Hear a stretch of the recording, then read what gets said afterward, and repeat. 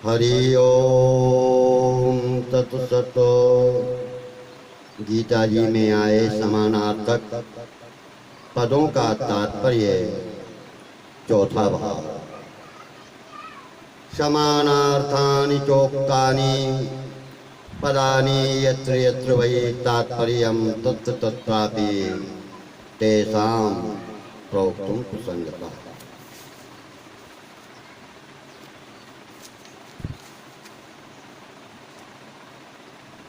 दर्पः और अभिमानः।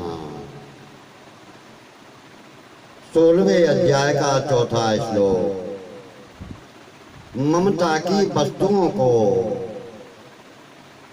जैसे धन, पुत्र, परिवार आदि बाहर की वस्तुओं को लेकर दर्प यानी घमंड होता है, और अहंता की वस्तुओं को अर्थात विद्या, बुद्धि आदि भीतर की वस्तुओं को लेकर अभिमान होता है। तात्पर्य यह है कि साधक में ममता वाली और अहंता वाली चीजों को लेकर घमंड और अभिमान नहीं होना चाहिए। उसको इन दोनों से सावधान रहना चाहिए। दुखम और शोकः। 17वें अध्याय का 9वां श्लोक राजस मनुष्य को प्रिय लगने वाले अत्यंत तीखे गरम भोजन के पदार्थ खाने से मुख, पेट आदि में जलन होने से यहाँ दुख कहा गया है, और चित्त में अशांति, चिंता आदि होने को यहाँ पर शोक कहा गया है। तात्पर्य यह है कि राजस भोजन शारीरिक और मानसिक पीड़ा का कारण होता है।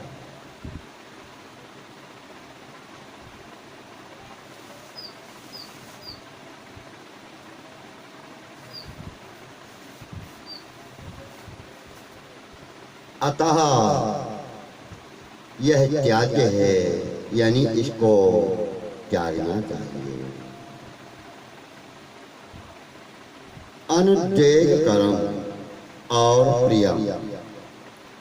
17वें अध्याय का 15वां श्लोक जो वचन वर्तमान और भविष्य में कभी किसी में उद्वेग, विक्षेप, हलचल पैदा कराने वाले हों, वह अनुद्वेग कर कहलाता है।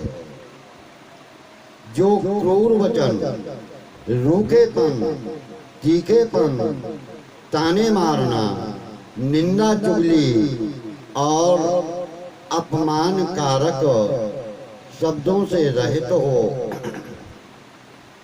तथा जो प्रेम युक्त मीठी वाणी और सरल हो, वह प्रिय कहलाता है। तात्पर्य यह है कि मनुष्य को ऐसे वचन बोलने चाहिए जो वर्तमान में भी प्रिय लगे और परिणाम में भी हितकर हो। सत्कार मान पूजार्थम, अर्थात सत्कार, मान और पूजा। 17वें अध्याय का 18वां श्लोक बाहर की क्रियाओं से आदर करने का नाम सत्कार है, भीतर के भावों से आदर करने का नाम मान है। माला पहनाने, पुष्प चढ़ाने, आरती उतारना आदि का नाम पूजा के अंतर्गत आता है। तात्पर्य यह है कि जब मन में राग, आसक्ति, कामना होती है तभी सत्कार, मान और पूजा पाने की इच्छा होती है। अतः साधक को सावधान रहना चाहिए कि उसके चित्त पर संसार का रंग चढ़ने ही ना पावे। चलम और ध्रुवम, 17वें अध्याय का 18वां श्लोक। जो तप, सत्कार, मान और पूजा के लिए किया जाता है उसका फल चल अर्थात नाशवान होता है, और जो तप केवल दिखावटीपन के लिए किया जाता है उसका फल अध्रुव अर्थात अनिश्चित, फल मिले या न मिले, दंभ सिद्ध हो या न हो, ऐसा होता है। तात्पर्य यह है कि कामना रखने से ही कर्मों का फल चल और अध्रुव होता है। अतः साधक को फल की इच्छा का त्याग कर देना चाहिए। अकृत बुद्धित्वा और दुर्गति ही, 18वें अध्याय का 16वां श्लोक। यहाँ अकृत बुद्धित्वा पद हेतु के रूप में आया है और दुर्मति ही पद कर्ता के विशेषण के रूप में आया है। अर्थात कर्ता के दुर्मति होने में अकृत बुद्धि कारण है। तात्पर्य यह है कि बुद्धि को शुद्ध करने से अर्थात उसमें विवेक जागृत न करने से ही वह दुर्मति होती है। अगर वह विवेक को जागृत करता, उसको महत्व देता, तो वह दुर्मति नहीं रहती। धर्मम अधर्मम और कार्यम अकार्यम, 18वें अध्याय का 31वां श्लोक। शास्त्रों ने जिसकी आज्ञा दी है और जिससे परलोक में सद्गति होती है वह धर्म है, और शास्त्रों ने जिसकी आज्ञा नहीं दी, मना किया है, निषेध किया है, जिसमें परलोक में दुर्गति होती है वह अधर्म है। वर्ण, आश्रम, देश, काल, लोक मर्यादा, परिस्थिति के अनुसार शास्त्रों ने जिसके लिए जिस कर्म को करने की आज्ञा दी है उसके लिए वह कर्म कार्य कर्तव्य है, और परिस्थिति के अनुसार प्राप्त हुए कर्तव्य का पालन न करना तथा न करने लायक कार्य को करना अकार्य अकर्तव्य है।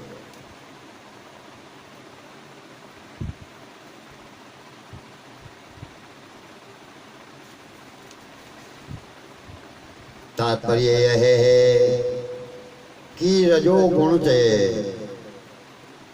बुद्धि जब आवृत यानी ढक जाती है, धर्म अधर्म और कार्य अकार्य का स्पष्ट ज्ञान नहीं होता। अतः साधक को चाहिए कि वह विवेक को, अविवेक को, अज्ञान को स्थान ही ना दे। धर्म और अधर्म क्या है, कार्य और अकार्य क्या है, इन बातों को गहराई से समझे। गहराई से समझने पर अविवेक नष्ट हो जाता है, मिट जाता है। शोकम और विषादम, 18वें अध्याय का 35वां श्लोक। किसी के मरने की संभावना को लेकर अथवा किसी के मरने के बाद मन में जो चिंता होती है, हलचल होती है, उसका नाम शोक है। और किसी बात को लेकर मन में जो दुख होता है उसको विषाद कहते हैं। तात्पर्य यह है कि साधक को शोक और विषाद दोनों को सर्वथा के लिए छोड़ देना चाहिए। तामसी बुद्धि को छोड़ना तो सुगम है, पर तामसी जो धृति को छोड़ना बड़ा कठिन है, क्योंकि यह स्वभाव में रहती है। इसको धारण करना नहीं पड़ता, प्रत्युत यह जन्मजात रहती है।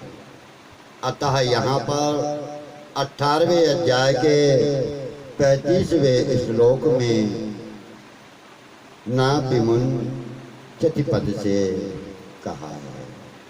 साधक को विशेष सावधानी से इससे छुटकारा पा लेना चाहिए। पराम शांतिम और शाश्वतम स्थानम,